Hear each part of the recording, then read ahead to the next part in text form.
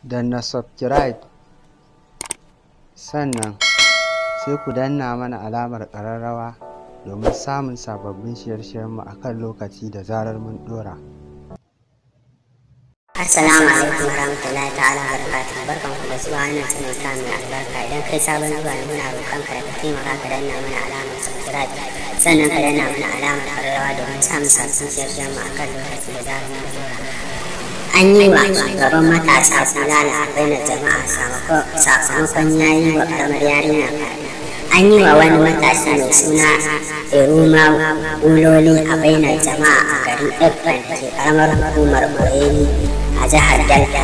An kama wani matashi yana da alaƙa turmi ta ɓarya da wata ƙaramar yarinya da sanyin safiyar Litinin 7 ga watan Disamba na wannan shekara ta 2020, wanda aka kama kuma shugaban matasa na tsakiya ne mai barin gado a garin Ekpan, kuma yana kokarin yin takarar kujerar mataimakin shugaban kungiyar tsakiya na haɗin kan matasan garin Ekpan kafin faruwar wannan lamarin.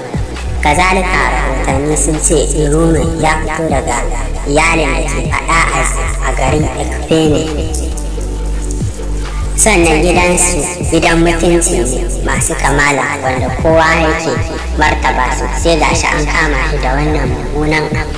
Baya ga haka, shi da yake neman takara a matsayinsa wanda zai kare mutuncinsa tukunna kafin a yi tunanin zai kare, sai gashi an kama shi yana lalata da karamar yarinya. Wannan abu da ya jawo cece-kuce ga mutane da dama sun yi Allah wadai da abin da ya aikata, kuma sun yi fatan gara ma da tun yanzu asirinsa ya ba har sai ya samu wannan matsayi da yake nema ba. Ƙarshen labarin kenan daga wannan sultan da albarka. Don sabon zuwa muna roƙon ka da ka taimaka ka danna mana alamar subscribe, sannan ka danna mana alamar ƙararrawa domin samun sabbin shirye-shiryen mu akan lokacin da zarar mun tura. Ku kasance da wannan channel tamu mai albarka mai suna Zauren Arewa. Mun gode.